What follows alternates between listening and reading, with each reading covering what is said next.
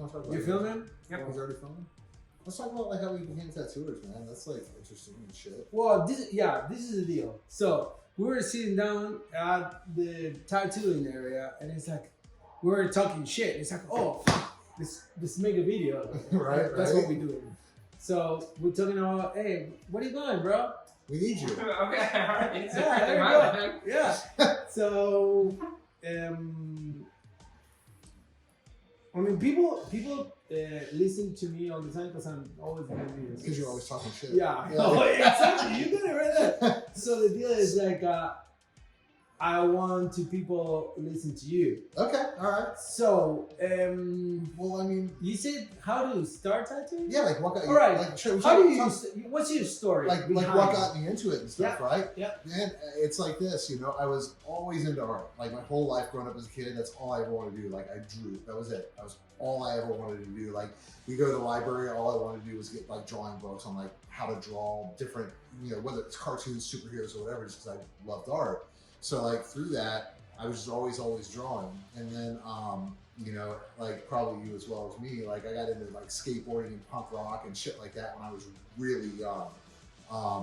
And like the first skate contest I ever went to, it was so rad. There was 3 pros there. It was Neil Blinder, Billy Ruff, and Bill Danforth. And Bill Danforth was just gnarly. I fucking thought that guy was awesome, you know? He was just cool.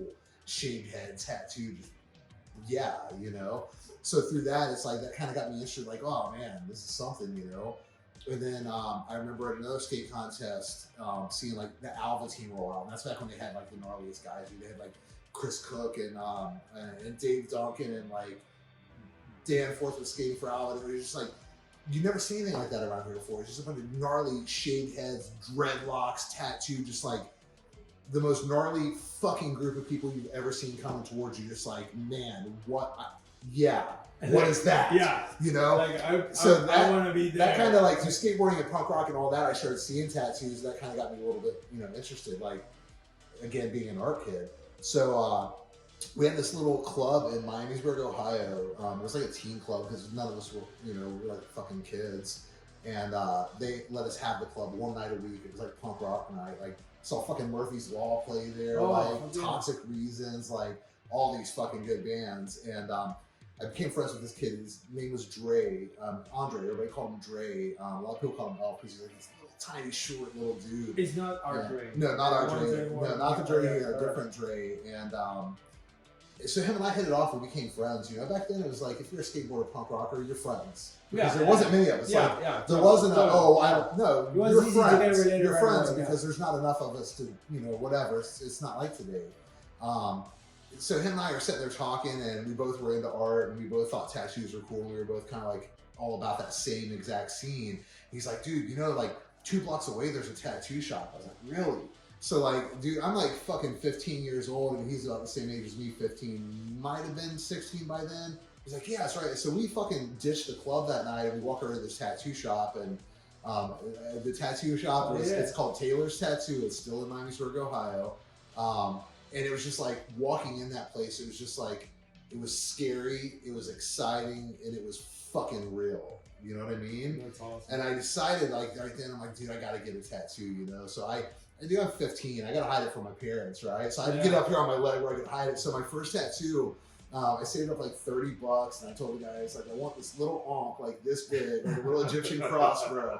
And so he's like, oh, I don't have time, but you come back tomorrow. So I went back the next day. He was working on this huge peacock on this girl's arm. And I still remember this shit. And so he's working on this big peacock on this girl. And he's like, if you hang out, I'll get to you eventually.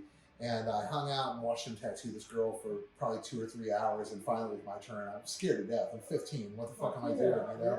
He's, you 18? Yeah, man. Yeah. Here, fill out this paper. Because back then, you know, they didn't fucking ID everybody, man. They just fill out this fucking paper. There you go. I mean, and, just to put you in the loop, we're talking about like a dude. 30 I was 15 and I'm 47, so you're talking 32 years ago. Yeah, 32 years ago is a different world. You know, like, dude, I rode my bicycle down to the tattoo shop, and I chained it up like 3 blocks away from the shop and walked to the shop so they could see me on my fucking bicycle, man. For real. So next thing you know, I'm in the chair and I'm getting a tattoo, man. And I'm just like, man, fuck. And like literally that day, I decided that this is what I was going to do. Like I was 15, bro. It was different at that point in time. Like I told people I was going to be a tattooer. I might as well have told them I was going to like fucking join a gang and rob banks or something. It made about as much sense as I'm going to be a tattooer. And from there, that was it, man. And actually, I have to tell this story because one of my buddies, who's also a tattooer, he loves giving me a hard time.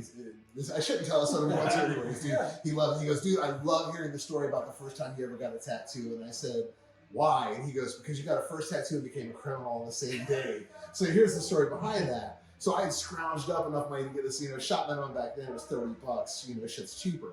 I had saved up, and I had $30. I could get this tattoo. This is like a week after I talked, a couple days after I talked to him the first time or whatever.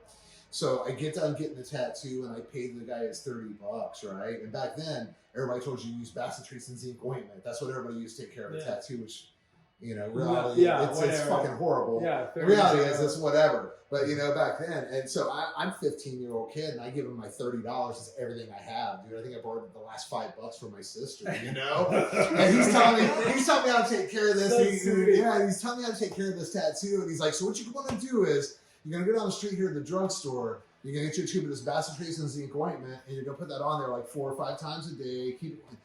Fuck, dude. Like I have to have this ointment.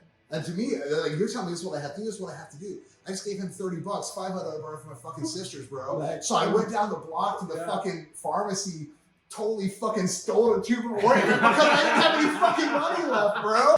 But that's kind of like the people from our age. That's how we grew up. You know what I mean? Yeah. I'm not saying we're not trying to preach it. That's the shit that it goes. No. That thing is not right. It's I'm not the saying right it's thing. right, but it was reality. Today I see it. I laugh at it, and it's it's funny because I see it from a different perspective point. You know what I mean? But back then, that was normal. That was your day. That was it. It was fun. Yeah, okay, that was it. thank you, dude. Dude, it's been fucking real. This is fun. That's good. We're gonna do this again. This is real fun. Yeah, hell yeah. Awesome.